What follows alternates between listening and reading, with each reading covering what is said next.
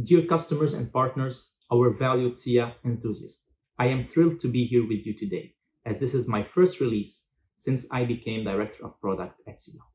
And it is with great honor that I welcome you on behalf of myself and the entire team to unveiling SIA Engineer 24.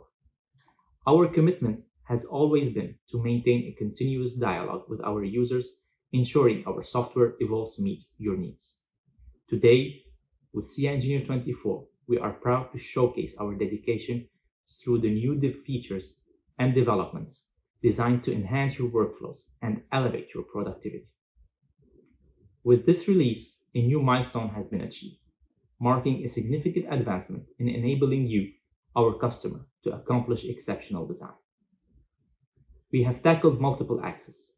The first axis that we tackled is productivity, by offering one version of SIA Engineer and a revolutionary unique user interface. The second axis, and it is an important one for all of our users, is analysis.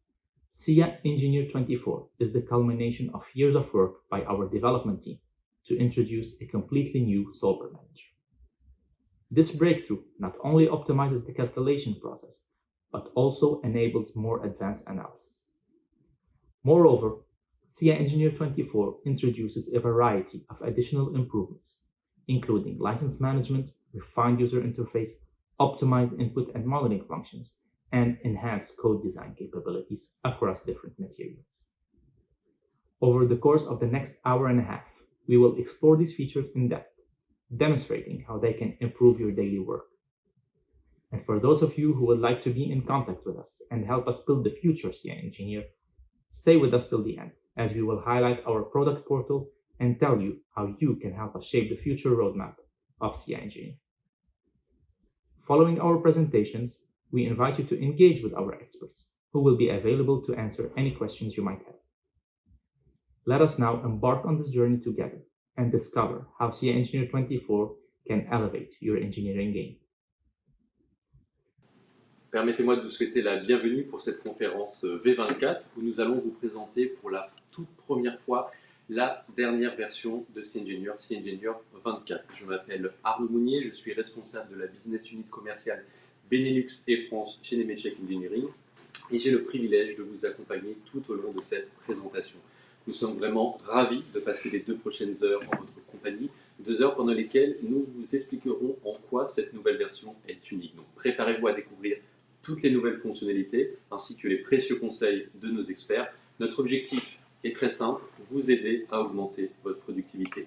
Pour ce qui est du programme, nous vous donnerons tout d'abord un aperçu sur la manière dont vous pouvez utiliser au quotidien les nouvelles possibilités offertes par la version V24 et ainsi faire passer votre expertise à un niveau supérieur. Cette première session sera présentée d'ailleurs par Marco Di Biagio, responsable produit au sein de notre équipe. Parce qu'il s'agit avant tout de votre logiciel de calcul de structure, Yael Verkamer, responsable produit également, vous expliquera comment nous avons pris en compte vos feedbacks et vos requêtes afin d'améliorer notre solution de calcul. Les échanges quotidiens avec nos clients ont toujours été notre principale source d'innovation. Par la suite, Mallory Jacquelin, l'une de nos ingénieurs au support technique, vous expliquera comment vous pouvez optimiser vos calculs de fondation superficielle en passant en quelques clics de SIA Engineer au module FD+, de la gamme Frilo. Bien entendu, cette session est totalement interactive, donc n'hésitez pas à envoyer vos questions dans le chat pendant cette session. Mais tout d'abord, mon collègue Jad Edalan, directeur produit et support, va vous expliquer comment faire évoluer au niveau supérieur les compétences de votre bureau d'études grâce à SIA Engineer 24. Bonjour à tous et à toutes, bienvenue à cette présentation où je vais vous présenter les nouveautés, les grosses nouveautés de SIA Engineer 24. Je suis très fier d'être avec vous ce matin et vous présenter cette nouvelle version. C'est une version sur laquelle notre équipe de développement a beaucoup travaillé. C'est une version qu'on prépare depuis un long moment maintenant. Et c'est une version qui va vraiment vous permettre de gagner en productivité et vous donner vraiment beaucoup plus de possibilités dans vos calculs. Découvrons ensemble ce que cette version va vous offrir. Alors, dans cette version, c'est vraiment le fruit de travail de notre équipe de développement pendant les dernières années, où toute l'équipe de développement a vraiment œuvré pour vous donner une grande nouveauté, une nouveauté que tout le monde nous a demandé, c'est notre capacité d'analyse. Donc, comment on a attaqué cette capacité d'analyse? C'est en vous présentant un nouveau gestionnaire du solver qui va vous présenter et nous donner aussi beaucoup de nouvelles possibilités pour le calcul. Le deuxième grand axe sur lequel on s'est focalisé, c'est la productivité. En ayant une seule version de CEngineer 24, et par une seule version, je parle d'une seule version en 64 bits, donc on n'a plus besoin de regarder 32 et 64, c'est que une version 64 bits, et bien sûr aussi une seule interface, la nouvelle interface qui sera disponible dans le CEngineer 24. Ce n'est pas que ces deux axes sur lesquels on a travaillé, on a utilisé ces deux axes pour vraiment donner un élan à nos capacités de calcul, donc, et vous donner un élan dans vos calculs. Et du coup, je vais vous montrer aussi les plusieurs possibilités de calcul avancées qu'on a développées et qu'on a travaillé pour vous.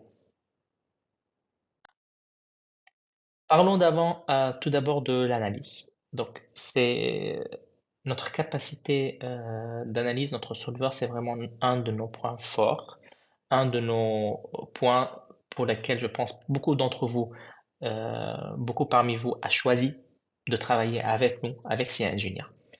Et nous avons vraiment souhaité de retravailler ce gestionnaire de solver. Nous avons vraiment à cœur de vous donner beaucoup plus de possibilités, de débloquer beaucoup de, de possibilités, de fonctionnalités de calcul.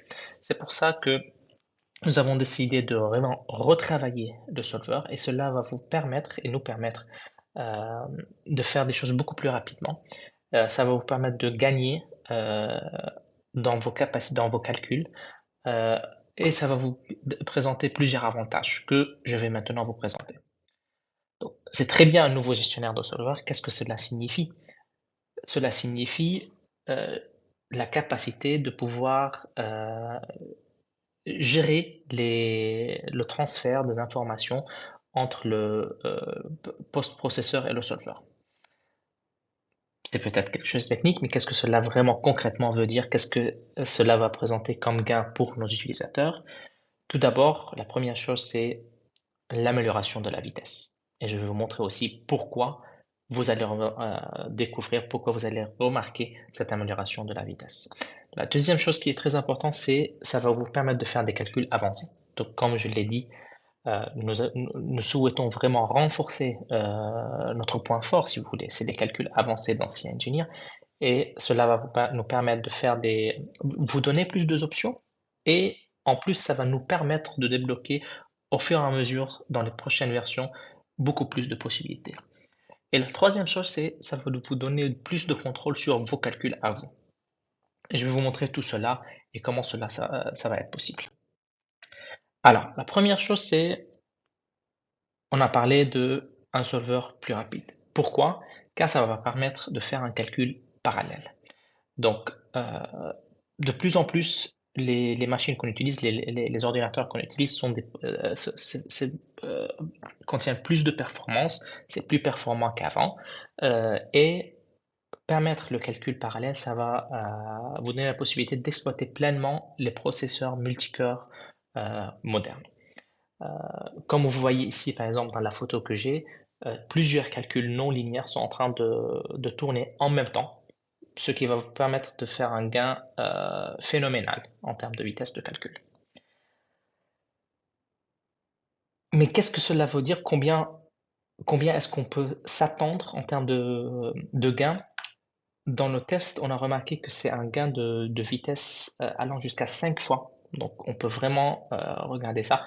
Dans certains cas, ça sera un peu plus.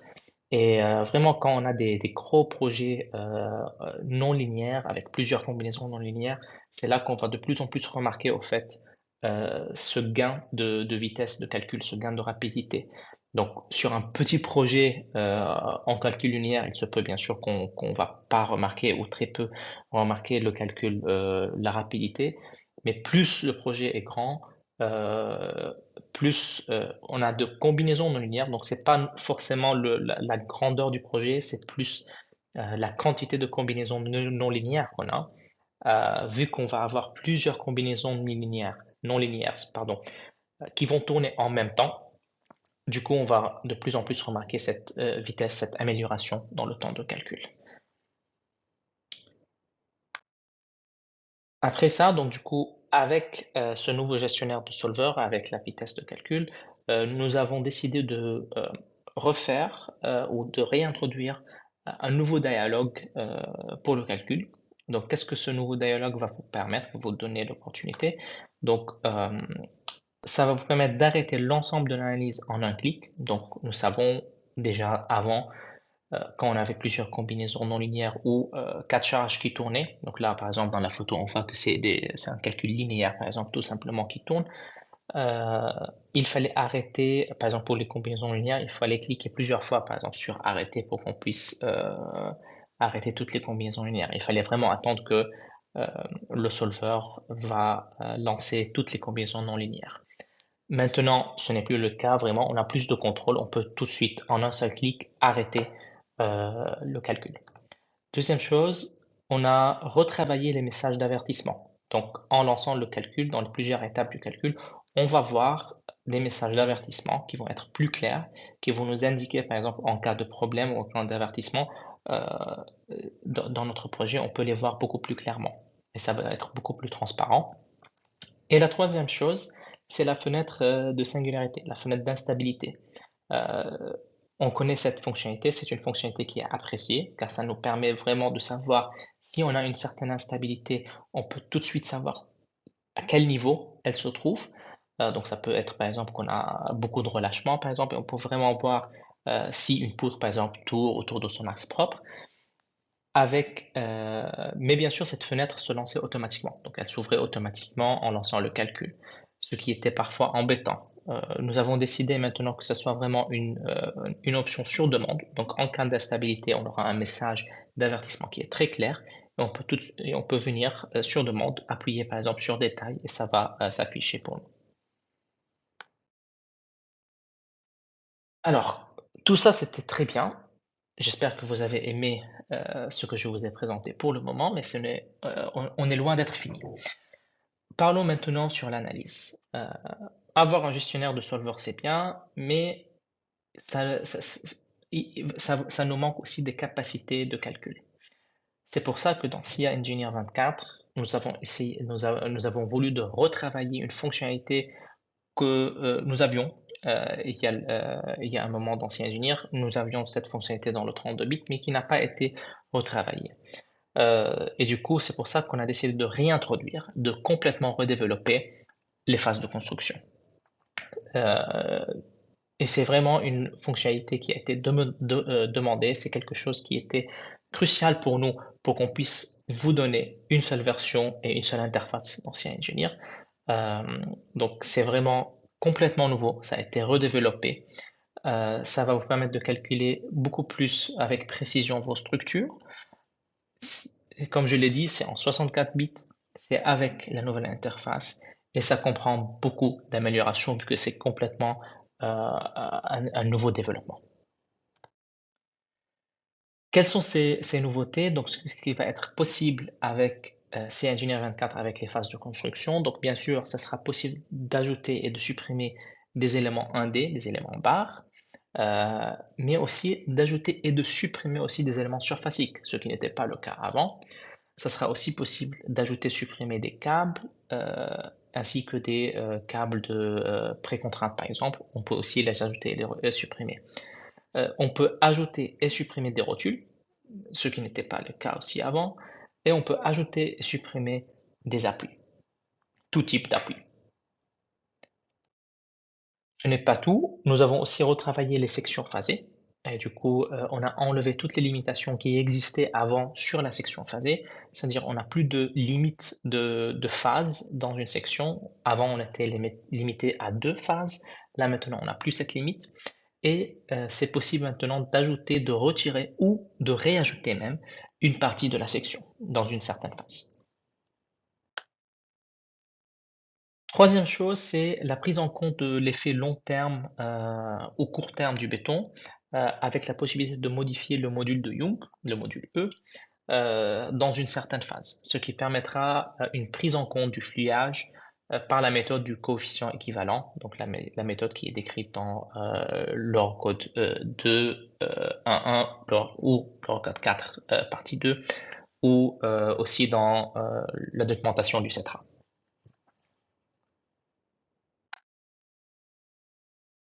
Ok, parlons maintenant de la productivité. Donc, l'analyse, nous avons parlé de ça, mais comment nous avons souhaité augmenter votre productivité? Donc, comme je l'ai précisé avant, une seule interface, une seule version, mais bien sûr, pour avoir ça, il faut aussi vous apporter plusieurs améliorations en termes de votre workflow. Commençons par l'interface. Il y a 3 ans, nous avons introduit une nouvelle interface dans CEngineer. Donc, c'était une nouvelle interface qui était basée sur plusieurs recherches que nous avons faites auprès de nos utilisateurs et nous avons vraiment complètement refait notre interface pour que ça soit plus intuitif et pour vous donner beaucoup plus d'options, beaucoup plus de personnalisation. Ce qui était vraiment un point qui ressortait beaucoup auprès de vous, c'est de pouvoir personnaliser l'interface selon vos besoins. Après 3 ans, on peut fièrement dire qu'il y a plus que 85% de nos utilisateurs qui sont sur la nouvelle interface.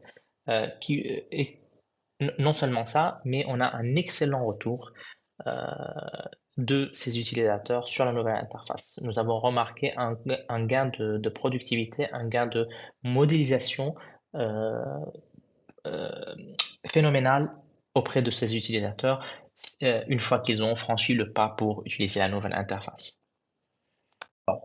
Euh, pour la productivité, sur quoi on a travaillé pour cette version? La première chose, c'est la stabilité.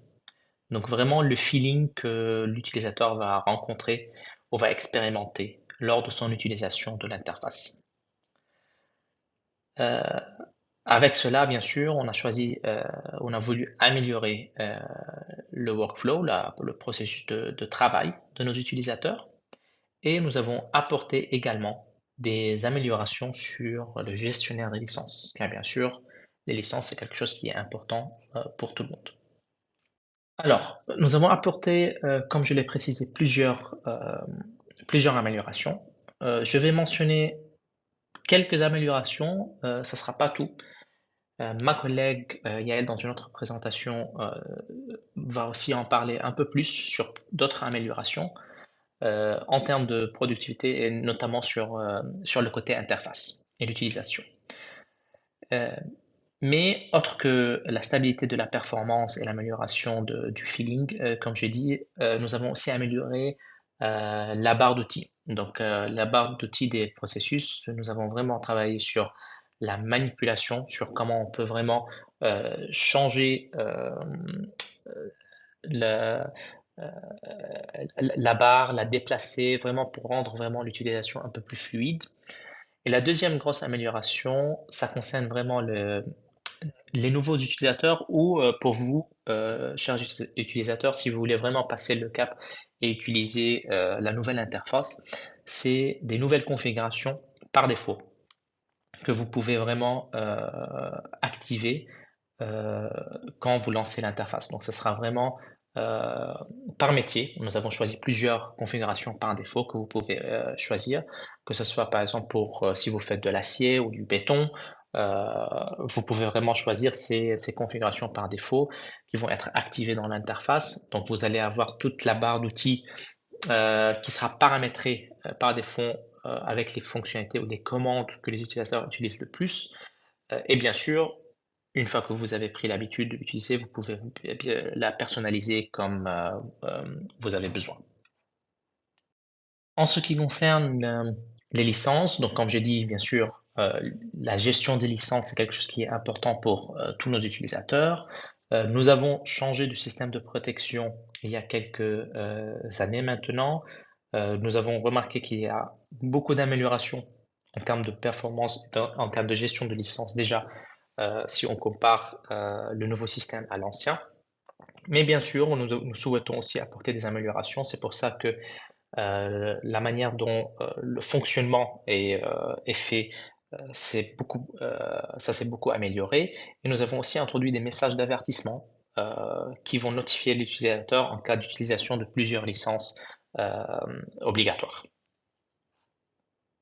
Voilà, donc j'ai attaqué maintenant la partie analyse ainsi que la partie productivité, mais ce n'est pas tout. Nous avons vraiment souhaité que vous dépassiez vos limites en vous offrant beaucoup plus d'opportunités, beaucoup plus de fonctionnalités qui ont été demandées par nos utilisateurs. Donc, je vais vous présenter rapidement ces améliorations qui seront après suivies par la présentation de mon collègue, par une démonstration de mon collègue. Première nouveauté, ça concerne le béton et c'est l'analyse non linéaire pour le béton. Alors, c'est le calcul PGNL dont certains utilisateurs, certains parmi vous, a déjà entendu parler de ça.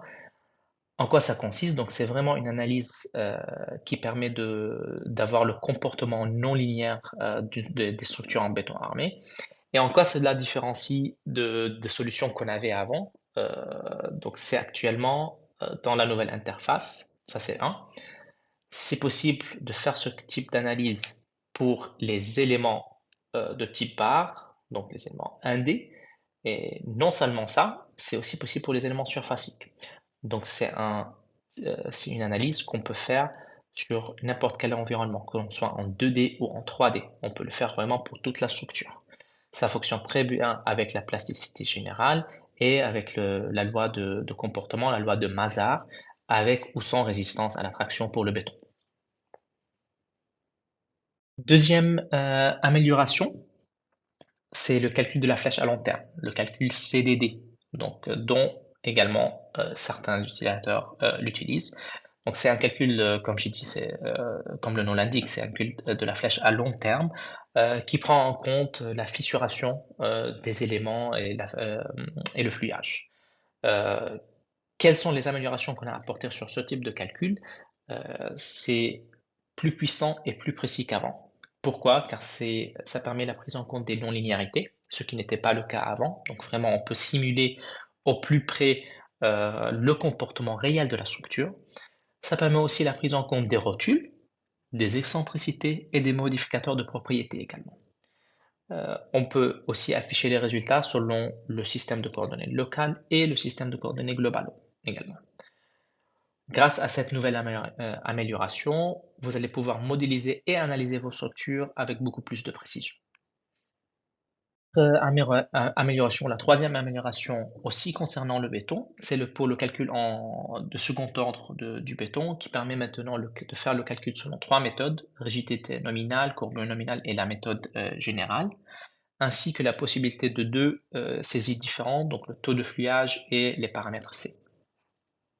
Nouveauté, ça concerne notamment le raffinement du maillage qui est maintenant une possibilité de le faire automatiquement. Donc ça, c'est une fonction qu'on peut activer avant de lancer le calcul qui permet de faire un raffinement du maillage automatique.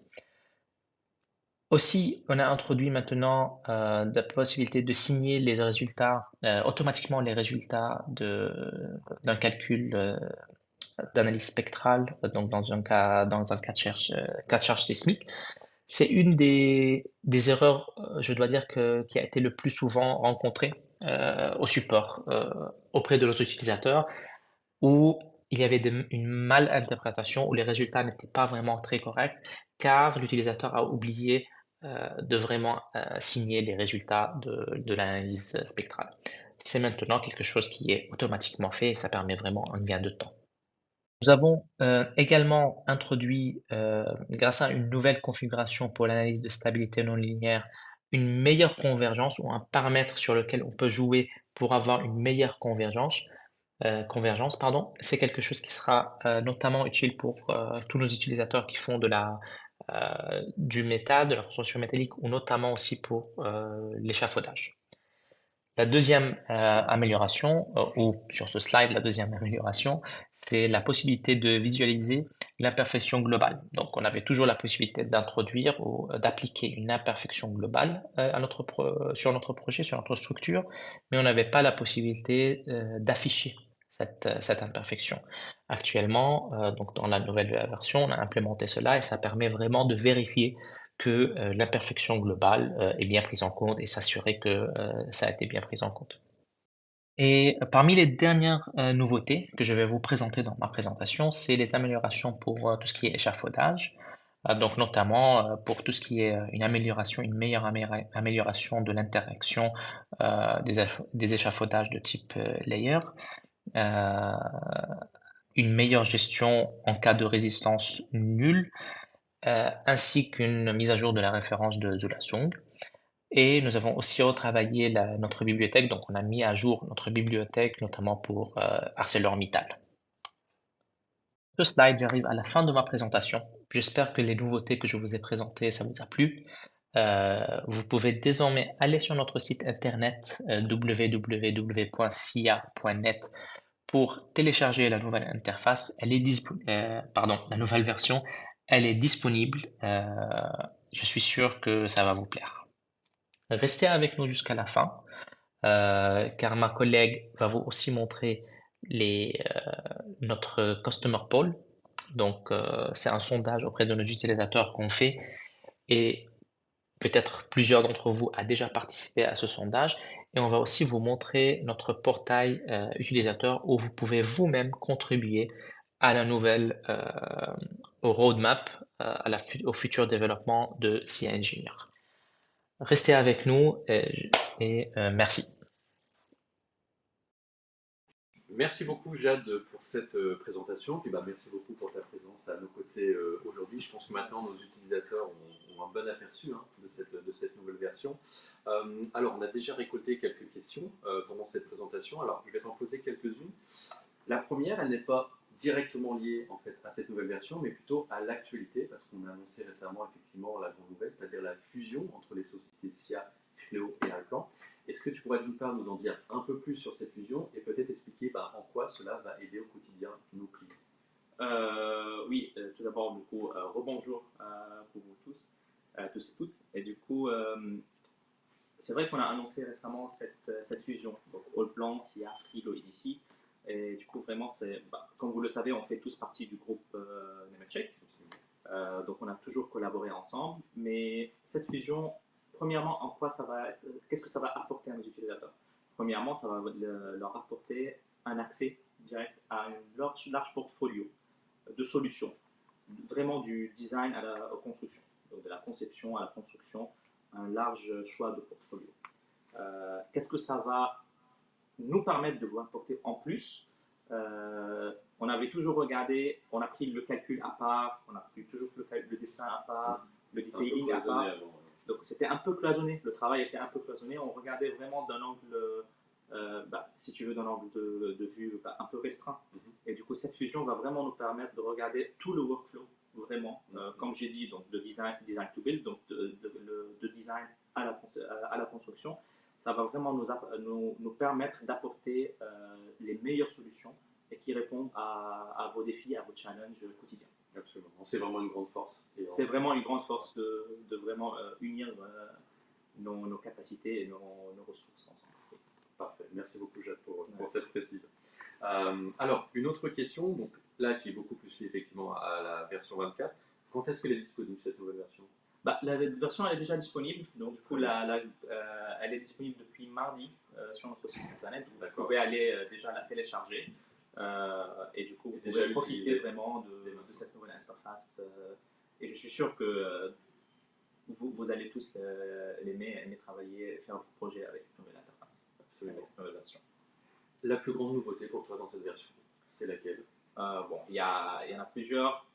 Si je dois dire peut-être du côté technologique, je dois dire c'est certainement le gestionnaire du solver, le nouveau gestionnaire de solver, car non seulement ça va apporter beaucoup de bénéfices à nos utilisateurs, mais surtout ça va nous permettre aussi de vous apporter, de vous donner beaucoup d'améliorations dans le futur. Ça va nous permettre de dépasser les limites et continuer vraiment à donner de plus en plus d'options d'analyse avancée, de calcul avancé à nos utilisateurs.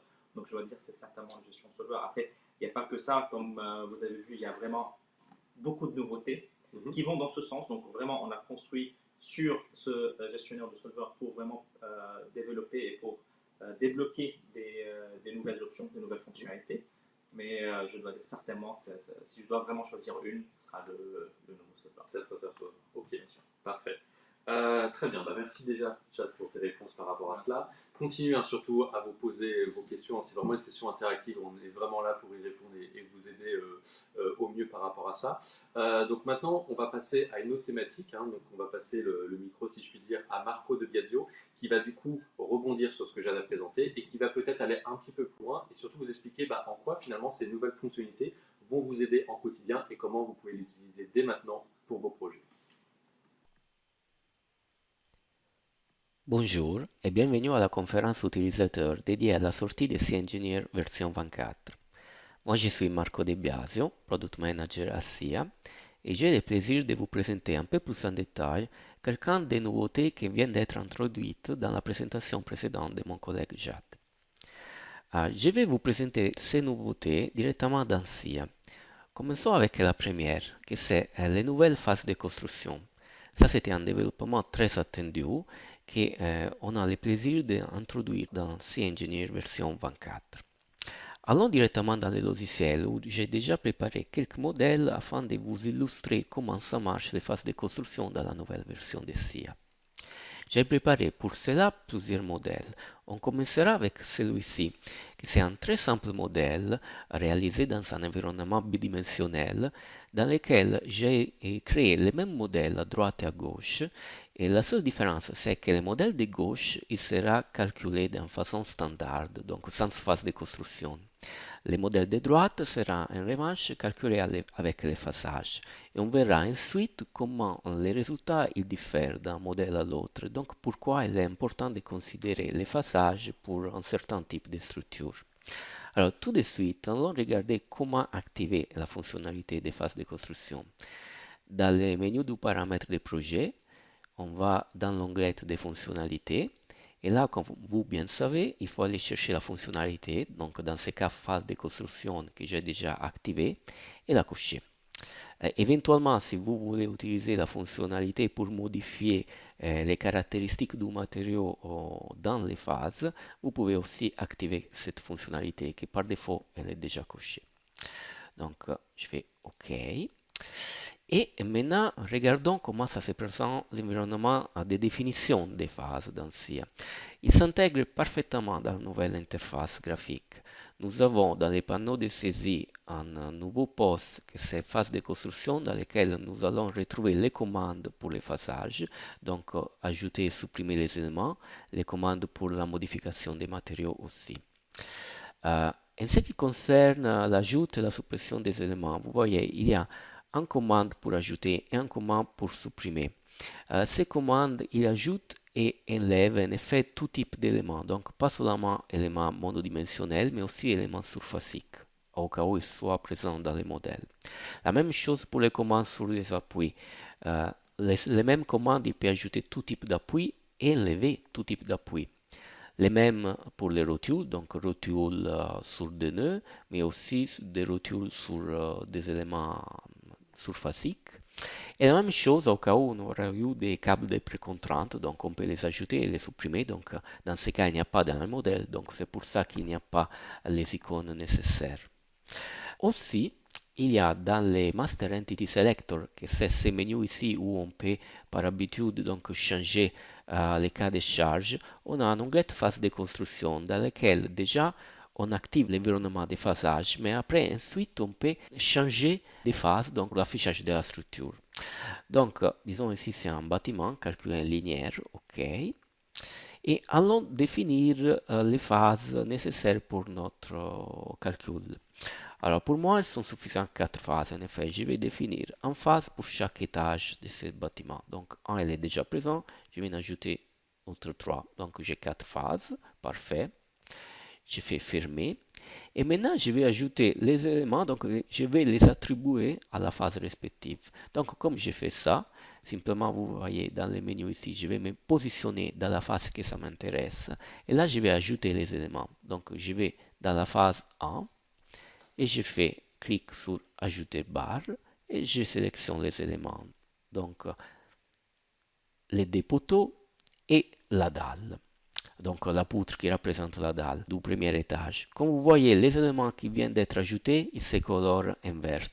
Au cas où j'enlèverai des éléments dans une phase, ils vont se colorer en rouge. Donc, ensemble code couleur pour rapidement visualiser qu'est-ce que ça a été ajouté ou enlevé dans une phase.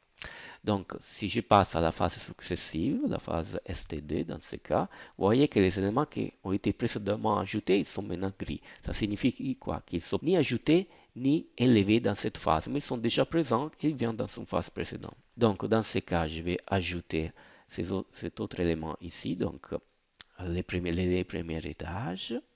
Voilà, c'est fait.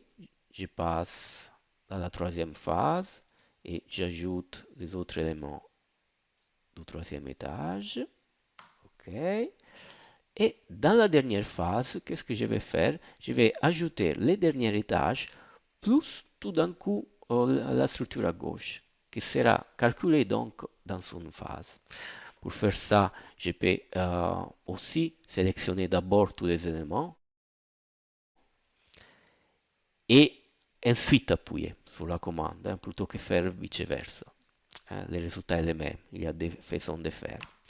Alors, les éléments ont été ajoutés. Maintenant, il faut ajouter les appuis afin de pouvoir calculer. Donc, dans la phase 4, je vais ajouter les appuis de la structure à gauche qui vient d'apparaître. Donc, je vais ajouter appui et je vais sélectionner. Là, il sauvegarde. Et je vais sélectionner les appuis. OK. Et je fais la même chose dans la phase 1 pour la structure de droite. Donc, je vais ajouter appui et je vais sélectionner les appuis. OK.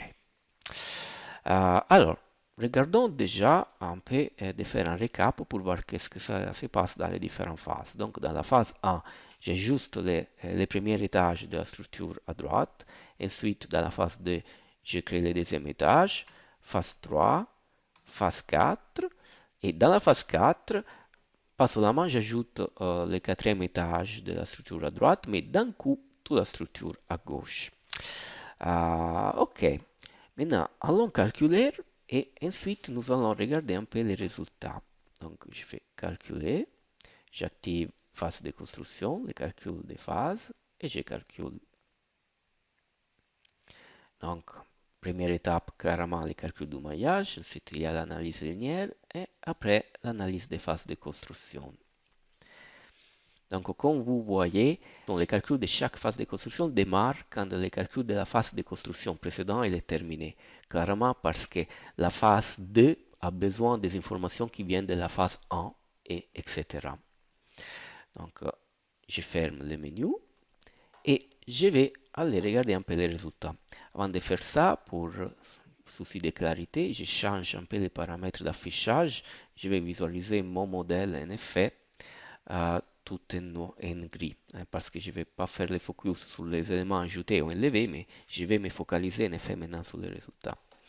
Alors, ce que je vais voir d'abord, c'est les efforts internes. Je vais regarder les efforts sur les éléments qui représentent les dalles. Alors, si je sélectionne là et je vais dans effort interne, je dis type de sélection actuel. Phase de construction, je m'intéresse à la dernière phase, donc la phase 4 dans laquelle toutes les structures sont présentes. Et je vais aller regarder les résultats vis-à-vis d'une classe, que c'est la classe créée automatiquement pour la phase 4. Donc je vais prendre les LS dans lesquels tous les coefficients sont égaux à 1. Pour les dalles, ça m'intéresse les moments fléchissants. Je vais en valeur numérique sur chaque élément. Et alors je clique sur Régénérer.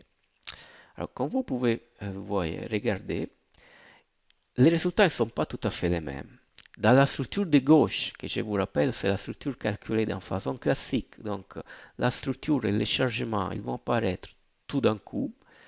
Les moments fléchissants sont pratiquement les mêmes sur chaque dalle. Dans la structure de droite, en revanche, on voit bien comment les moments fléchissants il augmente au fur et à mesure qu'on descend des étages supérieurs vers les étages inférieurs. Clairement, parce que la dalle qui est plus en bas, elle a sur elle tout le poids de la structure au-dessus qu'elle est transmise par les poteaux centrales. Cette chose-là n'est pas du tout présente dans le modèle de gauche. Pourquoi? Parce que dans le modèle de gauche, tous les chargements ils vont apparaître au même instant. Et donc, quand il y aura le chargement sur la partie inférieure de la structure, il y aura le reste de la structure qui va contribuer à reprendre ce chargement. Aussi, c'est dans la réalité qu'elle est représentée par les modèles de droite. Quand le chargement sur l'étage inférieur est appliqué, ce sera seulement cet étage inférieur qui va reprendre ce chargement parce que la structure au-dessous, il n'y a pas. Et donc, c'est de là qui vient toute cette différence. Et la réalité, comme vous bien connaissez, c'est plutôt celle-là représentée par les modèles de droite, pas celle-là représentée par les modèles de gauche. On peut voir ça aussi si on va regarder, par exemple, l'effort normal sur le poteau central. Donc, je vais sélectionner les poteaux centraux de chaque étage. Je vais régénérer. Comme vous pouvez voir, l'effort normal dans les modèles calculés d'une façon standard, dans le poteau central, il est presque absent. Ça veut dire qu'il n'y a presque pas de transmission des efforts par ces poteaux. En revanche, ici, dans les modèles calculés avec les phases de construction, on voit bien cette transmission d'efforts de l'eau vers le bas, qui est telle que dans la plus sollicitée, c'est celle de l'étage inférieur, comme c'est bien dans la réalité. Et on peut voir la même chose si on va regarder les déformations 3D. Donc, je me mets à nouveau dans les résultats de la phase 4, classe, et je régénère. Et vous voyez bien que la différence, elle est bien évidente. Donc, dans les modèles de gauche, pratiquement, j'ai les mêmes déformations partout. Donc, chaque dalle, ça se comporte de la même façon. Dans les modèles de droite, je vois bien la répartition des efforts, donc des déplacements qui s'approche de la réalité. Donc ça vous donne une idée de l'importance de considérer les phases de construction quand vous faites une structure qui s'est construite en plusieurs étapes. Ces résultats-là, clairement, ce type de comportement, c'est évident pas seulement dans un modèle 2D comme celui-là, mais aussi dans un modèle plus complexe. Et pour cela, on va regarder cet autre modèle que j'ai préparé. Alors, le modèle que j'ai préparé pour la suite de la démo est ce modèle ici, qui, d'une façon similaire à celui d'avant, présente deux fois la même structure. À gauche, la structure elle est calculée d'un coup, donc sans phasage de construction. À droite, il y a le phasage qui est activé. Alors, regardez un peu comment elle a été appliquée. J'ai déjà préparé ce modèle-là, donc je vais dans l'onglet phase de construction et je vous montre la séquence des phasages. Donc, on a la première phase dans laquelle j'active le premier étage, la phase 2, j'active le deuxième, après troisième étage, quatrième, cinquième, sixième, et dans la phase successive, j'applique d'un coup toute la structure sans phasage. Donc la structure à gauche sera calculée d'une seule fois, sans l'effet de la phase de construction. Alors j'ai déjà calculé ces modèles pour gagner un peu de temps. Allons regarder directement les résultats pour voir quel est l'effet en effet de la différence entre phasage et pas de phasage. Comme j'ai fait précédemment, je vais changer l'affichage pour avoir vue toute grise pour me focaliser sur les résultats. Alors d'abord, faisons une chose, regardons que j'ai bien les mêmes charges partout. Donc je peux aller regarder le résultat des réactions sur les deux structures pour m'assurer qu'en effet la résultat c'est la même. Donc je sélectionne le modèle à gauche sans phasage. Donc je suis bien dans la phase dans laquelle j'ai créé le modèle à gauche et la bonne classe de résultats. Sélection actuelle, bien. Je fais régénérer et comme résultat j'ai environ 9917 kN de résultats. Donc 9917. Je vais maintenant regarder pour la structure à droite. Je fais régénérer. Et ici aussi, j'ai 9917 kN. Donc j'ai la même réaction, clairement parce que j'ai les mêmes charges. Mais alors, par exemple, regarder déjà la distribution de ces réactions. C'est plutôt que la résultant, je vais regarder les réactions sur les appuis. Donc, je passe dans une visualisation filaire comme ça. Peut-être ça va être plus clair. Et je vais regarder les deux. Donc, je fais affichage sur tout, tous les maillages, éléments en vertical, OK. Et j'affiche les réactions. Regardons un peu les valeurs numériques. Si vous comparez la G500, la G450, la G319, la G297, c'est pas tout à fait la même distribution des efforts. Ça veut dire quoi? Que l'effet du phasage, ça se traduit aussi dans des différentes déformations qui, par conséquent, vont emporter une distribution des efforts différents. Alors, pour exemple, regarder sur quelques éléments spécifiques. Donc, j'efface ces résultats-là. Et je vais regarder, non pas forcément les efforts, mais les déformations. Je vais voir maintenant. Donc, je vais déformation en deux. Et je prends, par exemple, tous ces poteaux ici. Et, par exemple, les poteaux là, à côté du corps central avec les voiles. Donc, j'ai sélectionné ces deux éléments. Je cache les éléments non sélectionnés pour un souci de clarité. Et sur cela, donc, je vais afficher pour la phase de construction dans laquelle j'ai bien les deux bâtiments. Donc, c'est celui-là. Et la classe qui va avec. Voilà. Je vais regarder la déformation axiale dans ces poteaux. Donc, je vais en valeur numérique pour chaque élément. Et je vais la UX dans le repère local de l'élément, que c'est bien la déformation axiale. Donc, je fais régénérer. Et qu'est-ce que je vois? Je vois d'abord que les valeurs numériques ne sont pas tout à fait les mêmes. Mais ensuite, aussi la distribution. Si vous regardez l'élément sens d'effaçage, vous voyez, j'ai cette jolie distribution continue de déformation du bas vers le haut. Et quand je passe à l'élément avec l'effaçage, je vois bien la discontinuité que c'est dû au fait que la construction s'est faite dans plusieurs étapes. Donc, je calcule le premier étage, je mets les déformations à 0 et ensuite je calcule le deuxième étage. Et donc, pas seulement en différence des valeurs numériques, mais vraiment mécaniquement, le comportement c'est pas tout à fait le même. Et ça, clairement, ça va se traduire sur toute la structure. Par exemple, si j'affiche à nouveau les deux structures et je vais regarder les déformations sur les deux modèles, donc déformations globaux, je vais dans déformation 3D, je sélectionne la bonne phase, la bonne classe de résultats. Voilà. Pour aller plus rapidement, je fais une visualisation filaire et je régénère. Il faut faire bien sélection sur tout. OK. Voilà, on voit bien que les déformations que je vais retrouver sur les différents éléments, sur les différentes dalles, ne sont pas tout à fait les mêmes. Donc, l'élément avec l'effaçage a une déformation qui carrément est plus petite vis-à-vis de la déformation que je vais retrouver dans un modèle calculé dans Sorku. Donc, à nouveau, pour souligner l'importance du phasage de construction, dès qu'on simule le comportement d'une construction qui a été faite en plusieurs étapes.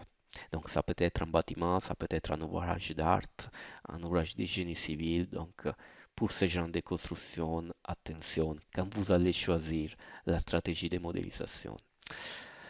OK, donc, dit ça, allons regarder les prochains sujets que je vais vous présenter, que c'est les nouveaux calculs non linéaires pour le béton armé. Je vais tout de suite dans SIA pour vous montrer ça. Donc, je viens ici. Et bon, d'abord, je vais fermer ces modèles que j'ai déjà utilisés. Comme ça, je vais libérer un peu de mémoire de mon PC. Voilà, ça aussi, je ne vais plus l'utiliser. Donc, je fais non. Et les modèles que j'ai préparés pour vous montrer ces nouveaux modèles de comportement non linéaire pour les béton armés, c'est celui-ci. Donc, j'ai la même poutre et non en bas. Un peu d'une façon similaire à ce que j'ai fait dans les modèles précédents, j'utiliserai un de ces poutres avec un modèle linéaire et l'autre avec le nouveau modèle de calcul non linéaire pour vous montrer la différence entre les deux. Donc il s'agit d'une poutre en béton armé, vous voyez bien. J'ai déjà créé le ferraillage à l'intérieur. La charge appliquée, on va la visualiser. Donc j'ai ce chargement ici comme charge variable, et après j'ai ces chargements là comme charge permanente. Donc une charge distribuée pour une charge ponctuelle ici. Alors je cache ça. Alors, la poutre en dessous, c'est un modèle de comportement linéaire, comme on fait d'habitude. Pour la poutre supérieure, j'ai utilisé le nouveau modèle de comportement non linéaire du béton basé sur la loi de Mazars, donc la loi basée sur la mécanique de l'endommagement qui est bien présente la diminution des raideurs au fur et à mesure qu'il y a de la fissuration. Alors déjà, comment faire pour activer cette fonctionnalité? Comme d'habitude, dans le menu des paramètres des projets, dans l'onglet des fonctionnalités, il faut aller chercher béton et cocher la case non-linéarité physique du béton armé. Alors, déjà, je vous dis tout de suite que ce modèle, il marche pour les éléments à poutre-poutre, mais bien sûr aussi pour les éléments surfaciques. Donc, vous pouvez faire des voiles, des dalles avec cette loi de comportement et va marcher sans problème. Carrément, il faut mettre du ferraillage parce que pour faire converger cette loi, sans ferraillage, au moins que vous aurez des zones qui sont toujours en traction, vous n'aurez pas la convergence. Alors, faites ça. Comme je vais appliquer la loi des comportements non linéaires. En effet, là, je l'ai déjà fait, mais je vais vous le montrer. Donc, je sélectionne cette poudre.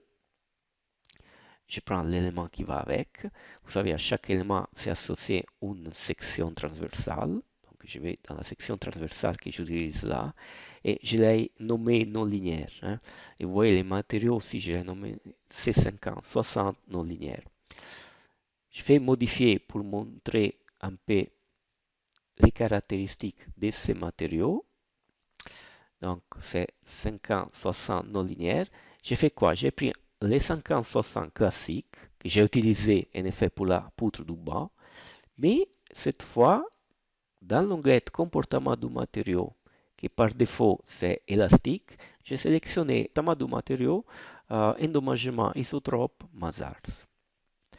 Une fois faire ça, il y a d'autres options qu'on peut sélectionner. Par exemple, on peut sélectionner si on veut prendre en considération la branche en traction de la courbe effort de formation ou si on l'avait ou si on ne l'avait pas. Ou aussi, éventuellement, on peut sélectionner l'option selon l'utilisateur. Dans ce cas, on peut définir soi-même la relation contrainte de formation du béton. Et la courbe qu'on obtient, on peut carrément bien la voir dans le diagramme. Vous voyez, dans ce cas, la branche en traction n'est pas présente. Si j'aurais sélectionné selon la norme avec branche en traction, je l'aurais eu. Donc, je vais me remettre dans cela d'avant. Donc, je ne vais pas considérer la résistance en traction. Et c'est tout. Donc là, j'ai bien défini mon modèle de comportement non linéaire pour le béton. Je peux faire la même chose pour les aciers. Hein. Donc, les aciers, je peux bien sûr considérer une loi de comportement élastoplastique avec ou sans écrouissage. Donc, je fais OK. OK. Voilà, je ferme. Et la différence, donc, je vous montre avec la poutre en bas, c'est que dans la poutre en bas, donc, simplement, j'ai utilisé cette autre section transversale dans laquelle j'ai bien pris les matériaux 50-60, mais je n'ai pas sélectionné en effet la non-linéarité. Donc là, j'ai les mêmes caractéristiques du matériau, mais le comportement il est élastique. Alors, j'ai déjà calculé ce modèle. Ah, non, je ne l'ai pas calculé en effet. Donc, on peut aller les calculer maintenant. Et ensuite, on va regarder les résultats. Donc, je fais calculer. Je fais un calcul non linéaire. Je calcule.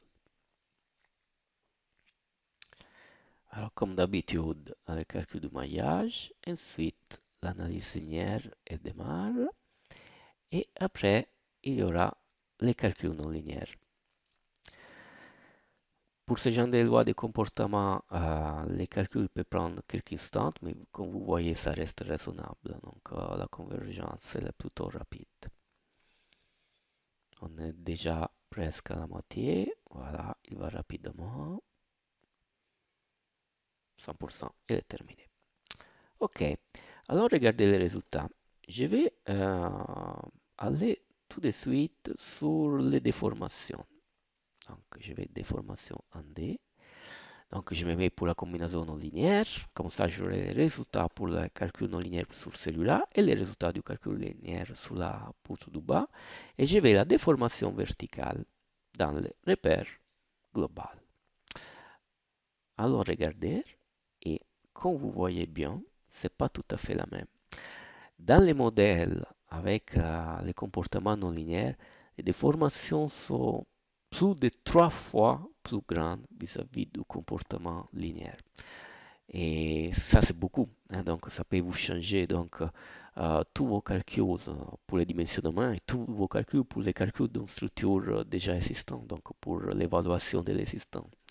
Donc, comme vous voyez, c'est un calcul qui se rapproche beaucoup plus de la réalité.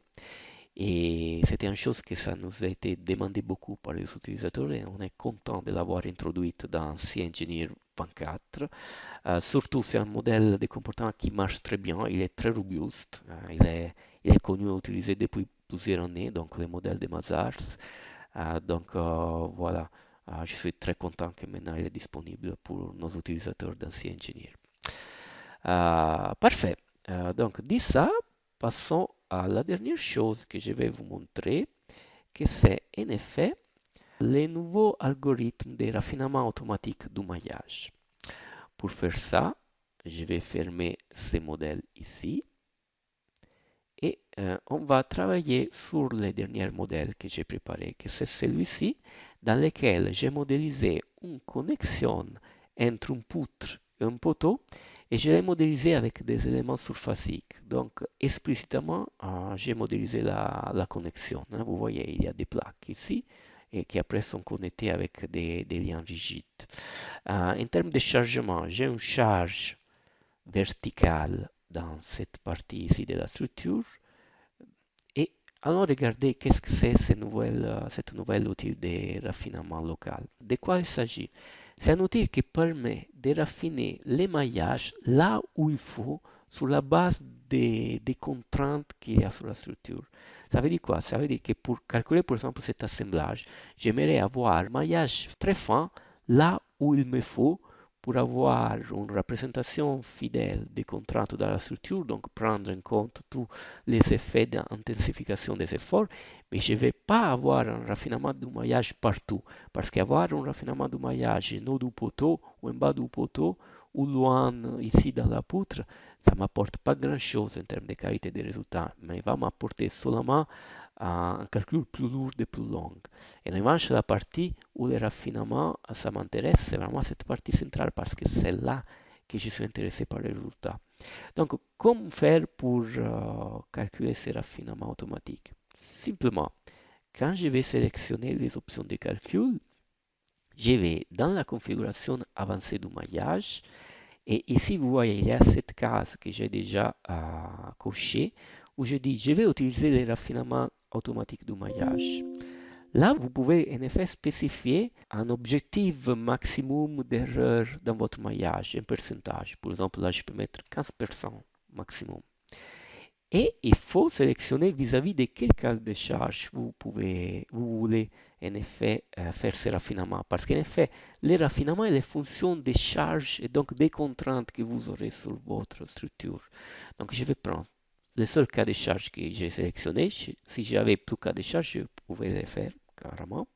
Je fais OK. Et là, je vais calculer. Donc je clique sur l'onglet calculer.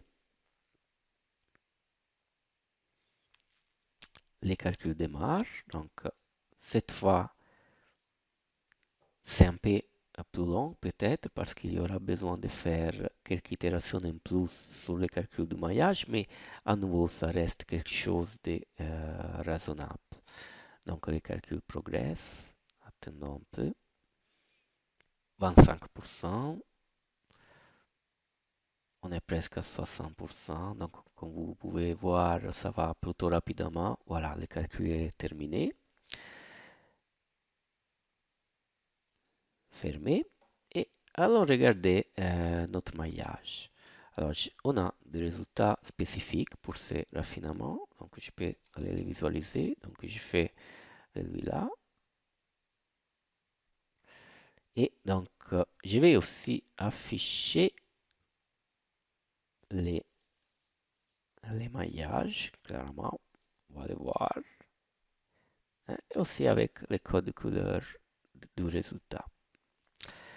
Comme vous pouvez voir, donc j'ai le même maillage un peu partout, mais là où il me faut, donc là où j'ai les facteurs d'intensification les plus importants. Donc vous voyez autour du trou des boulons et dans cette partie où la semelle et lame de la poutre se connectent, donc en correspondance de l'assemblage, là seulement il y a eu ce raffinement du maillage. La carte couleur il va vous indiquer en effet quelles sont les dimensions du maillage qu'il a utilisé, donc qu'il lui il a utilisé.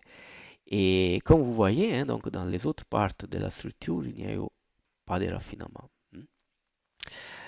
C'est donc un algorithme très efficace pour les gens qui font ce genre de modélisation, donc modélisation métallique pour la plupart et des détails mécaniques, donc ça peut être un assemblage, ça peut être quelconque élément, composante mécanique.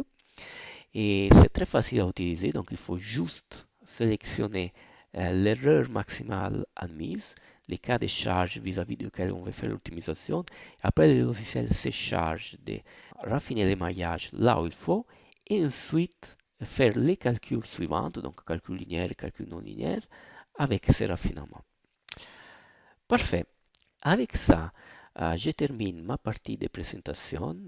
Je vous remercie de votre participation à cet événement et je vous souhaite de profiter bien du reste des présentations de la journée. Au revoir. Merci beaucoup Marco pour ton intervention. Donc voilà, on est rentré un petit peu plus dans le vif du sujet par rapport à toutes ces belles fonctionnalités nouvelles hein, dans CNGenieur 24. On a pu récolter diverses questions durant cette présentation, donc on va en aborder quelques-unes avec toi, Jade, de nouveau. Alors, on a parlé solver, on a parlé de différentes choses. En termes de vitesse, qu'est-ce que concrètement ça va apporter à nos utilisateurs sur le temps de calcul notamment? Alors, qu'est-ce que ça va apporter? Ça va apporter vraiment une vitesse qui peut aller jusqu'à 5 fois plus rapide, même dans certains cas plus. D'accord. Donc, du coup, c'est vraiment c'est vraiment une amélioration considérable. Quand on parle d'un temps de calcul jusqu'à 5 fois plus vite, Sur un on a complexe, notamment. Oui. exactement. Donc, c'est surtout sur les modèles complexes. Plus on va avoir pas forcément des gros projets et des projets complexes, c'est plutôt sur combien de combinaisons non linéaires on a. Vu que ça va permettre de faire de calculs en parallèle, du coup c'est pour ça qu'on va profiter sur le temps de calcul. C'est là où on va gagner sur le temps de calcul. Si on a 10 combinaisons non linéaires, on aura 10 combinaisons qui vont tourner en même temps. Si on a plus, bah, ça va aller de plus en plus. C'est là qu'on va vraiment commencer à remarquer qu'il y a vraiment une rapidité du calcul si on compare avec la version 24 et les versions précédentes. Et c'est là qu'on va vraiment voir la grande différence. D'accord, donc du gain de temps et donc du gain de productivité pour nous Exactement. au quotidien. Exactement. Et ça va un peu même au-delà de ça.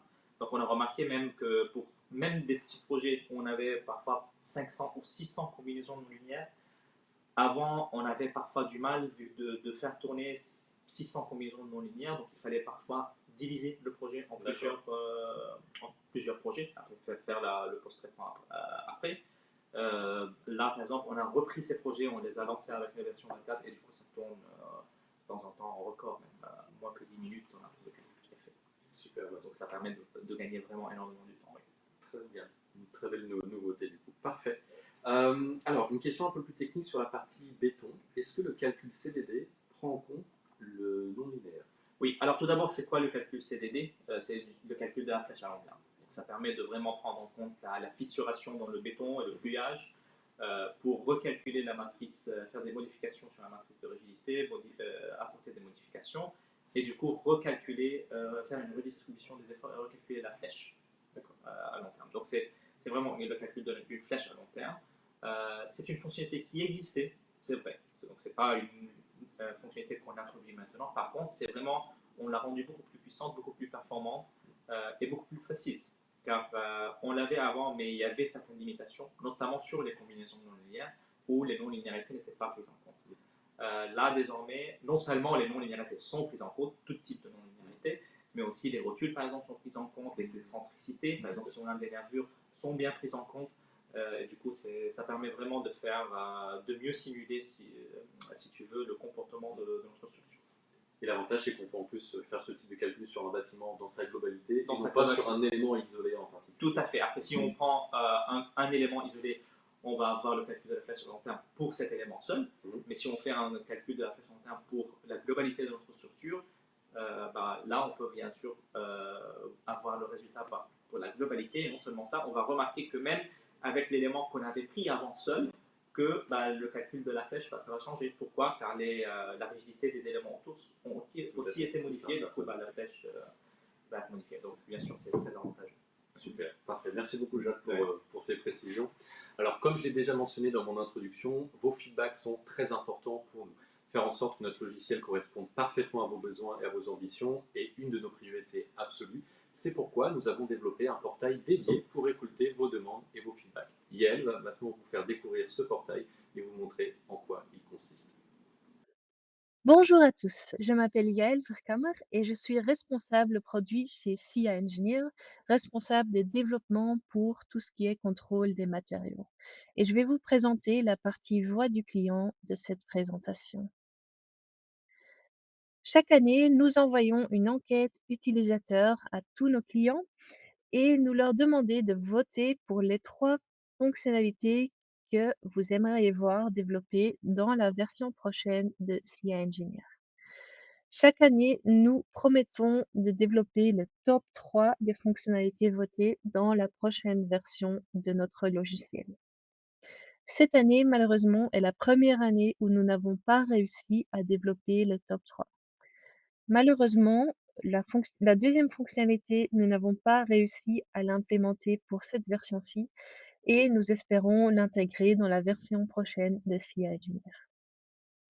Pour compenser, nous avons décidé d'aussi développer le 4e et le 5e résultat des votes.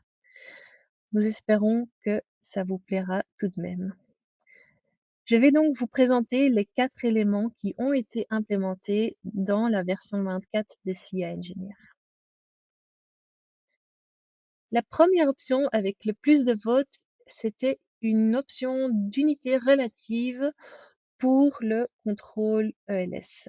Donc, au lieu de montrer les résultats des déformations relatifs dans le format millimètre, nous vous proposons de le montrer sous un format de fraction où les millimètres déformés sont divisés par la longueur de la poutre respective ou du poteau. Donc, plutôt que d'avoir des millimètres de déformation, vous allez voir 1 sur XXX. Ou si vous préférez voir les chiffres sous forme de chiffres à virgule, vous pouvez aller dans le paramétrage des unités et plutôt que choisir le format fraction, vous choisissez le format chiffre à virgule et il sera montré en 0, quelque chose.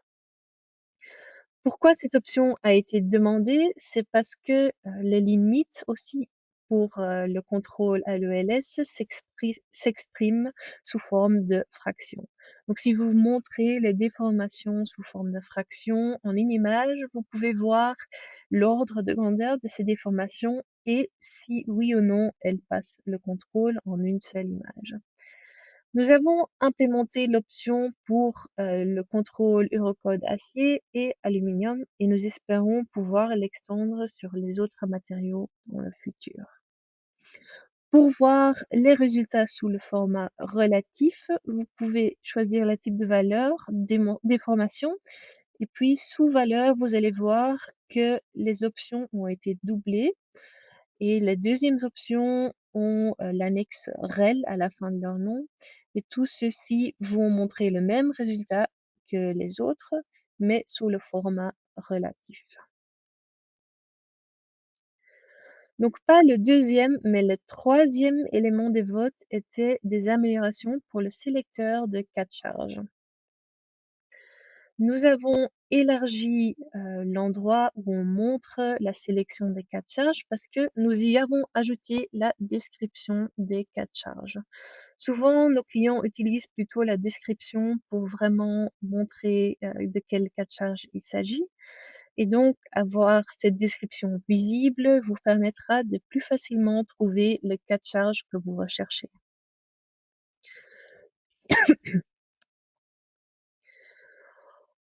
En 4e développement, nous avons des options pour diamètre et espacement des plaques béton. Donc, c'est maintenant possible d'optimiser entre une liste de combinaisons d'espace et de diamètre pour le dimensionnement au béton. Donc, plutôt que varier l'espacement seul ou le diamètre seul, vous pouvez faire une sélection de combinaisons de ces deux-là et faire l'optimisation entre ces combinaisons. Vous pouvez ajouter tous les diamètres et les options d'espacement que vous voulez. Puis vous sélectionnez les combinaisons qui peuvent être considérées pour le dimensionnement et le dimensionnement choisira entre les options sélectionnées. Bien évidemment, vous pouvez aussi supprimer des espacements et des diamètres que vous n'utilisez pas de la liste des options.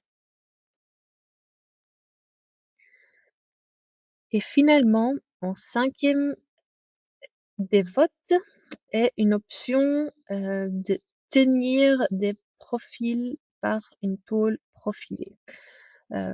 Qu'est-ce que ça veut dire? C'est surtout une option qui a été développée pour les sections asymétriques qui ne peuvent pas se bouger dans des directions libres, mais uniquement selon leurs axes locaux. Par exemple, une section en L qui est accrochée à une tôle profilée qui pourra que se bouger selon ses axes locaux. Dans ce cas-là, ça n'a aucun sens de faire le contrôle ELU selon les axes principaux de la section. Et donc, si vous activez cette option dans le menu des sections, l'option s'appelle tenue par la tôle profilée. Si vous l'activez, le contrôle se fera selon les axes locaux de l'élément plutôt que selon les axes principaux. Et donc, vous aurez un dimensionnement plus économique qu'avant. Bien évidemment, si vous activez l'option, dans les sorties, une note sera imprimée indiquant que le contrôle a été fait selon les axes locaux parce que l'option est activée pour cette section en question.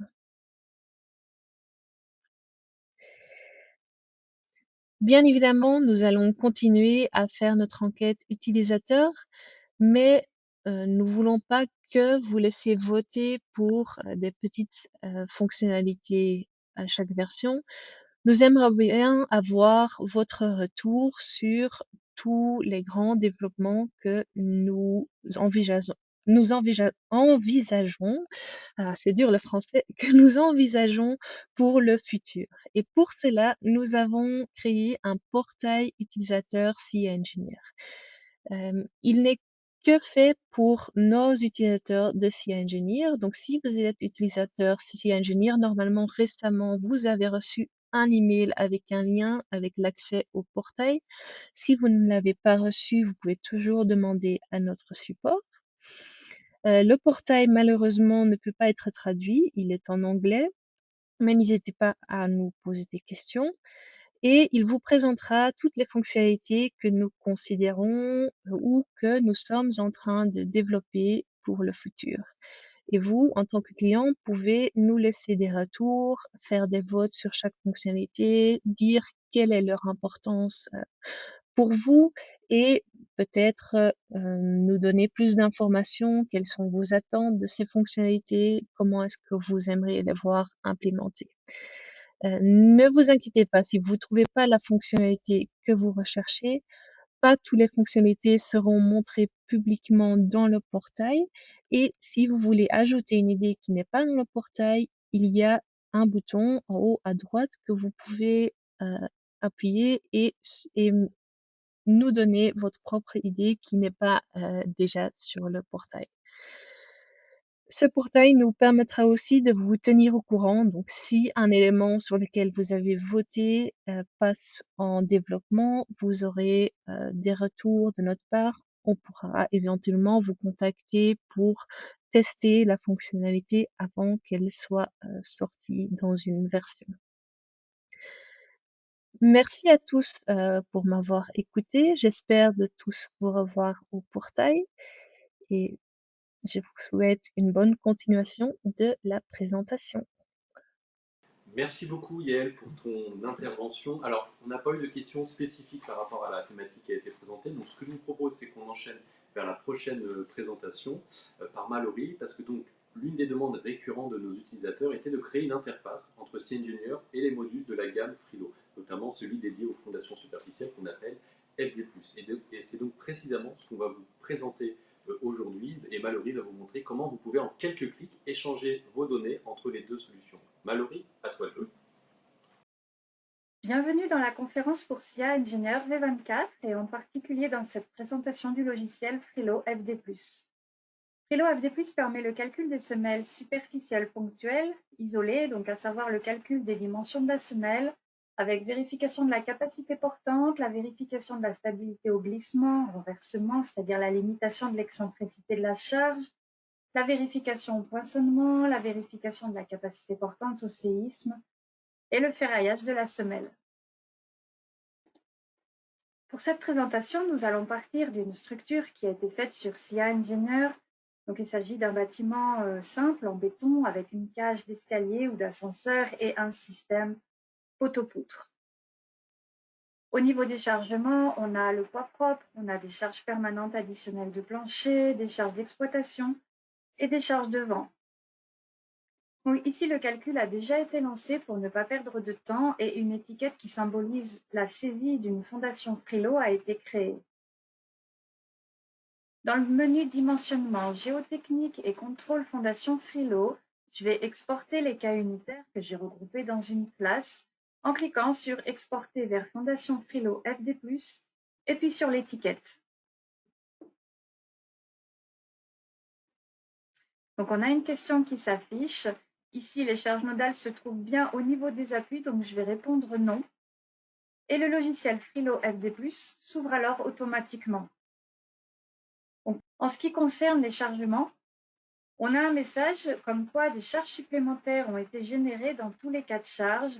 Alors a priori, il s'agit de la charge surfacique ici. Elle correspondrait aux charges de terre sur la semelle, donc on va la mettre uniquement dans le cas 1 de poids propre,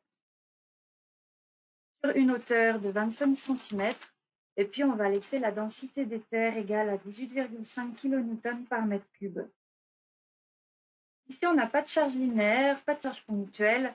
On a par contre les cas qui ont été importés, donc le poids propre, les charges permanentes additionnelles, les charges d'exploitation et le vent. Vérifier pour information que les charges sont correctes. Par exemple, si on regarde la charge numéro 5, qui correspond à un vent selon Y+, on a une charge verticale de 20 kN et des charges horizontales de 0,2 et 7,2 kN. Donc si je retourne dans SIA et que je regarde les réactions sur cette semelle sous le cas de charge équivalent, en Rx, j'ai donc 0,18 kN qui ont été arrondis à 0,2. En Ry, je retrouve les 7,2 kN et en vertical Rz, je retrouve les 20 kN environ de charge verticale selon ce cas de charge. Une autre remarque, on retrouve les notions de cas de charge ensemble et exclusif, dans ce qu'on connaît déjà sur SIA Engineer pour la gestion des combinaisons. Ici, par exemple, je vais demander à ce que les cas de charge de poids propre soient systématiquement combinés avec les charges permanentes additionnelles. Je ne peux pas avoir l'une sans l'autre. Et à l'inverse, je vais demander à ce que les cas de vent ne soient jamais combinés ensemble au sein d'une même combinaison. Une dernière chose, le type de contrainte est sur caractéristique, ce qui signifie que les charges sont définies avec un coefficient de 1 et vont ensuite être pondérées par des coefficients selon les différents états limites, les différentes situations de calcul. Dans le cas du type de contrainte valeur de calcul, les charges correspondraient déjà à une situation de calcul et ne seraient donc pas pondérées. C'est le cas si j'avais exporté des combinaisons directement depuis SIA Engineer. Si on déroule maintenant l'onglet Système dans le navigateur, on a l'onglet Semelle.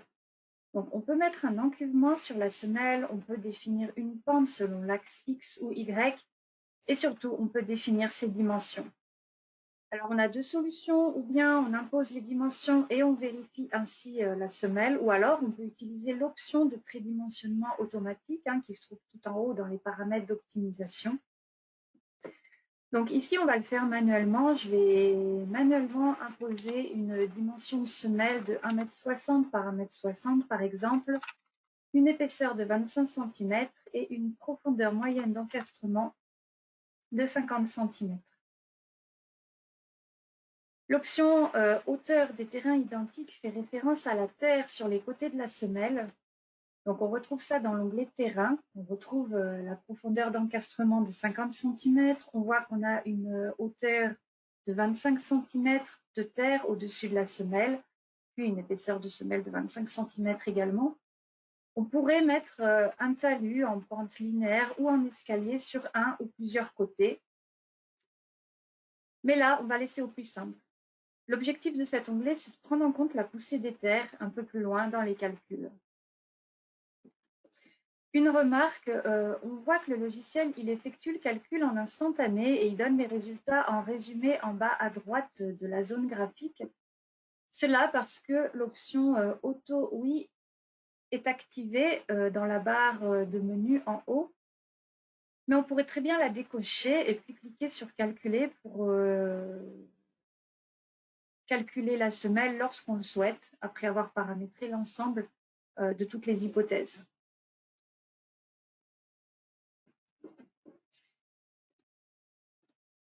Dans Système, on a une autre donnée qui est très importante, c'est la définition du sol. Donc, par défaut, on a une contrainte QNet qui a déjà été définie de 588 kN par mètre carré en fonction de l'annexe D, donc selon l'essai pressiométrique, donc ce qui équivaut selon cette norme à une contrainte de sol à l'ELU de 0,35 mégapascal. On retrouvera cette valeur dans la note de calcul tout à l'heure. Bien sûr, on peut changer cette annexe si l'essai a été fait au pénétromètre et pas au pressiomètre. On peut aussi ne pas connaître cette contrainte de sol, cette capacité portante de sol, et ne connaître que les différentes couches qui composent le sol. Donc dans ce cas, on peut décocher la case spécifiée. Donc on a QNet qui disparaît. Et il faut alors aller dans la toute dernière case en bas pour définir les couches de sol. Donc avec toutes les données, les masses volumiques, la cohésion, l'angle de frottement, et puis bien sûr les caractéristiques de l'essai pressiométrique si on a choisi l'annexe D. On a un tableau avec différentes couches de sol par défaut. On peut modifier les valeurs de ces différentes couches ou alors créer une ligne personnalisée. Alors dans cet exemple, on va laisser la contrainte QNet qui est définie par défaut. On a d'autres options comme l'inclinaison de la charge, l'inclinaison du terrain, le relief d'excavation Q0 qui est important pour la vérification de la portance. Par défaut, il n'est pas coché, donc il est nul, il ne sera pas pris en compte. Et pour terminer l'onglet Système, on peut éventuellement ajouter la prise en compte d'une nappe phréatique, donc d'une présence d'eau. Alors tout ça concerne finalement la définition de notre modèle. On a ensuite l'onglet Chargement, dont on a déjà parlé puisqu'on retrouve les données dans le tableau en bas de l'écran. Simplement à noter deux petites choses, que le poids propre de la semelle est pris en compte par défaut et que les efforts horizontaux sont appliqués par défaut à la face supérieure de la semelle, qui génère un moment du coup ayant pour bras de levier l'épaisseur de la semelle. Mais l'utilisateur pourrait cocher cette case et les efforts horizontaux seraient alors appliqués sur la face inférieure de la semelle et ne généreraient aucun moment.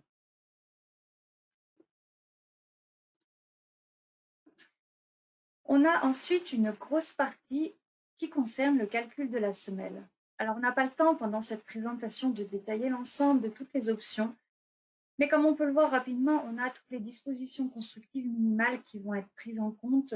On pourrait cocher la prise en compte de la vérification des ouvertures de fissures et des contraintes.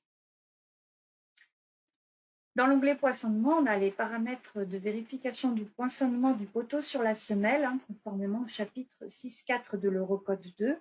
Mais ce n'est pas fait systématiquement, ça va dépendre du choix qui va être fait dans l'onglet semelle.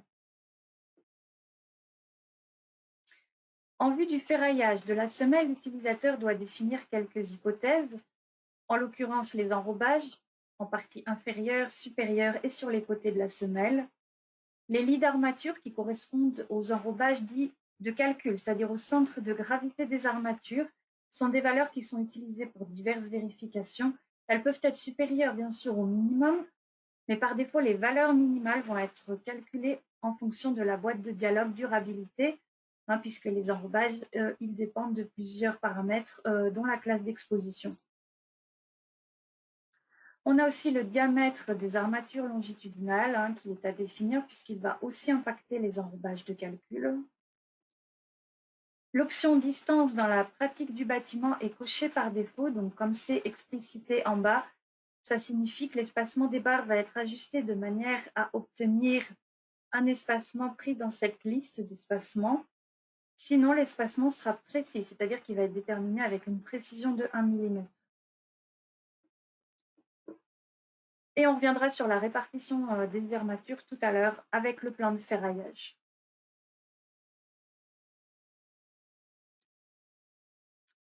La vérification de la semelle, elle peut se faire de manière semi-empirique, donc simplifiée, analytique, de manière exacte, ou alors définie par l'utilisateur. Donc dans le cas d'une vérification semi-empirique, c'est-à-dire simplifiée, c'est celle qui est par défaut, vont être effectués les calculs de capacité portante, donc selon les annexes D ou E de la norme NFP 94-261, c'est-à-dire selon les essais pressiométriques ou pénétrométriques, vont être effectués les calculs de rupture par poinçonnement et par glissement, et aussi le contrôle de la limitation de l'excentricité de la charge, selon l'article 9.5 de cette norme. Par contre, le calcul du tassement n'est pas effectué et les vérifications sismiques non plus. Par défaut, elles ne seront pas effectuées. Dans le cas d'une vérification analytique, c'est-à-dire exacte, les calculs de rupture par poinçonnement et par glissement sont effectués donc comme précédemment, de même que la vérification de la limitation de l'excentricité de la charge. La capacité portante est bien sûr vérifiée, mais elle sera effectuée systématiquement selon l'annexe F, hein, même si l'utilisateur il a spécifié D ou E dans le menu Système Sol. Le calcul du tassement est effectué à partir des annexes H, I ou J en fonction des hypothèses qui sont décrites dans le menu Système Sol et de la boîte de dialogue de cette fenêtre. Et dans le cas d'une vérification définie par l'utilisateur, mais comme son nom l'indique, c'est l'utilisateur qui va définir lui-même quelle vérification il souhaite effectuer. C'est notamment ici qu'on va retrouver les données sismiques. Alors ici, pour l'exemple, on va rester en vérification simplifiée, c'est-à-dire semi-empirique. On a ensuite la poussée des terres active et passive. Ce menu permet donc de prendre en compte la poussée et éventuellement la butée des terres sur la semelle, donc en fonction des données de terrain qu'on a définies précédemment. Par défaut, ni l'une ni l'autre des options ne sont prises en compte. Et enfin, on a les paramètres qui permettent de jouer sur les pondérations de combinaison. Alors, normalement, les coefficients et les approches A, M et R, donc qui correspondent aux effets des actions, paramètres de sol et aux résistances, sont conformes à l'Eurocode 7, mais l'utilisateur peut, s'il le souhaite, tout modifier. Donc on retrouve ici les différents états limites qui sont définis dans l'Eurocode 7, hein, UPL pour le soulèvement, équilibre, etc. et les différentes approches AMR.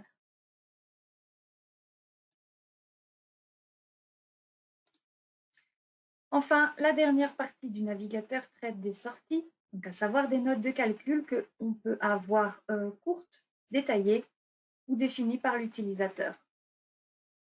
Donc ici, pour la semelle, on va mettre détaillé et on va afficher la note en cliquant sur le menu Document. On visualise alors l'ensemble des hypothèses de la semelle, les chargements, les superpositions, c'est-à-dire les différentes combinaisons qui sont prépondérantes, et puis bien sûr les résultats. Donc, dans les résultats, on voit notamment le calcul de la limitation de l'excentricité de la charge. On a un taux de travail, par exemple, à l'ELU de 7% que l'on retrouve relativement facilement avec un calcul manuel. On a aussi le calcul de la capacité portant, donc on retrouve les 350 kN par mètre carré, donc la contrainte de sol, la contrainte QNET, 588 kN par mètre carré. Et pour le LU, on a un taux de travail de 77% que l'on retrouve également facilement par un calcul manuel. Et puis, on a aussi la vérification au glissement, ici avec un taux de travail de 10%.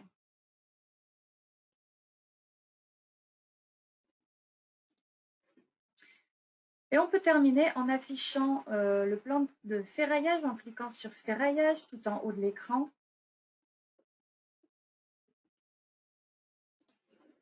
On a alors une fenêtre qui s'affiche et on peut, pour les aciers inférieurs comme pour les aciers supérieurs, visualiser le ferraillage théorique AS requis et le ferraillage réel AS existant selon plusieurs zones que l'on peut adapter.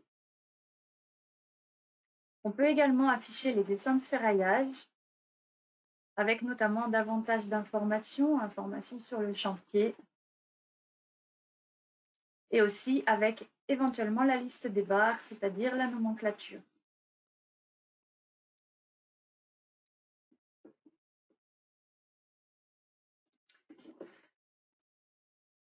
Voilà pour cette présentation rapide du logiciel FD+. Pour toute question, surtout n'hésitez pas à nous écrire ou à nous appeler. N'hésitez pas non plus à demander une version d'évaluation du logiciel pour tester par vous-même. Et en attendant, je vous souhaite une belle journée et je vous dis à très bientôt. Merci beaucoup Mallory pour ta présentation. Et puis merci beaucoup de nous rejoindre là, pour la fin de cette conférence. Donc on va aborder maintenant quelques questions pour finaliser sur cette présentation de ce matin. Alors, dans la continuité de ce qu'on a vu par rapport à Frilo, une question qu'on a reçue, est-ce qu'on peut utiliser des trilles soudées pour les plans de ferraillage? Pour les plans de ferraillage, oui, on peut. On a un menu déroulant, on peut choisir, on a des barres à chat du coup, et puis on a la liste des trilles soudées, oui, c'est tout à fait possible. D'accord, ok, parfait. Une question plus d'ordre commercial, c'est pour utiliser le lien Frilo, de quelle licence ai-je besoin? En fait, vous avez différentes possibilités. C'est l'avantage en fait de notre business model hybride, c'est que vous avez différentes manières de pouvoir avoir accès aux fonctionnalités. Donc, soit vous pouvez acquérir le module Frilo de manière indépendante, donc le module FD+, notamment sous un mode de souscription, ou bien vous pouvez y avoir accès via une suite, parce que tout comme CEngineer, on propose des suites au niveau des modules de la gamme Frilo et de la gamme DC. Alors, une autre question qu'on a reçue, alors qui n'est plus du tout liée à Frilo, mais c'est par rapport à la nouvelle interface. Comme vous le savez, notre interface avait évolué depuis quelques années. On l'avait totalement refaite. On a aujourd'hui à peu près 85% de nos utilisateurs qui sont passés sur cette nouvelle interface, mais voilà, encore 15% qui sont sur l'ancienne. Est-ce qu'on a une aide spécifique pour utiliser la nouvelle interface de SIA? Alors, on en a plusieurs, même on a plusieurs supports. Le premier, c'est les webinaires qui sont disponibles sur YouTube. Il y en a un qui est disponible depuis déjà 2 ans, depuis que la nouvelle interface est sortie. D'accord. Et je crois qu'il est prévu un autre webinaire sur l'optimisation de la nouvelle interface début avril. D'accord. Donc, et puis, dans le logiciel directement, on a plusieurs didacticiels. Donc, on a les tutoriaux qui présentent à travers des petites vidéos, des petits textes pour savoir comment utiliser différents paramètres. Et puis, bien sûr, il y a le support.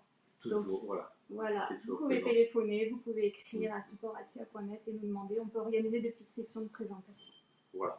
Après, la nouvelle interface, de toute façon, elle est très intuitive et comme vous avez l'habitude d'utiliser SIA, vous avez l'habitude de faire du calcul de structure, vous verrez que c'est absolument pas compliqué de switcher, si je peux dire, sur cette nouvelle interface. Exactement. Très bien. Merci Mallory pour ces précisions. Alors, une question qu'on a eue par rapport à la partie béton. Est-ce qu'on peut affecter le module élastique du béton à différentes phases de construction? Oui, on a une nouvelle option qui s'appelle modificateur de matériaux. D'accord. Et on peut changer effectivement pour prendre en compte le module Young à court terme, à long terme. On peut donc changer ce matériau et l'affecter à différentes phases de construction. Parfait. Donc très utile effectivement si on fait du phasage très demandé et très utile. Effectivement, c'était des demandes qu'on avait assez récurrentes par rapport à ça. Très bien. Une dernière question. Est-ce qu'on est en train d'implémenter la nouvelle génération des Eurocodes dans CEngineer? Bien sûr. On a commencé à implémenter, enfin on est en train de travailler dessus, donc c'est en cours. si c'est pas disponible encore pour les utilisateurs, c'est vraiment en interne, mais si jamais les utilisateurs souhaitent tester cette nouvelle génération de Code, ils peuvent nous demander, appeler l'équipe commerciale, ou demander au support et on peut délivrer une licence bêta test. Très bien. Pour tester. Parfait. Sachant, voilà, cette veille technique, c'est un peu dans notre ADN, donc c'est pour ça qu'on se devait bien évidemment d'anticiper par rapport à la date de sortie officielle d'une nouvelle génération de Code pour d'ores et déjà l'implémenter au niveau de CEngineer. Parfait. Merci beaucoup Mallory pour ces précisions. Un très grand merci à tous nos intervenants et bien entendu à toutes les personnes qui auront suivi cette conférence dédiée à la sortie de notre toute nouvelle version CEngineer 24. Il s'agit d'ailleurs et avant tout de votre nouvelle version. Donc je vous invite vraiment à la télécharger sur notre site web et commencer à travailler avec. Et n'oubliez jamais que toutes nos équipes sont toujours à vos côtés et pleinement mobilisées pour vous aider et pour vous accompagner au quotidien dans vos projets. Notre plus belle réussite, c'est avant tout votre succès. Je vous souhaite une très bonne journée et je vous dis à très bientôt.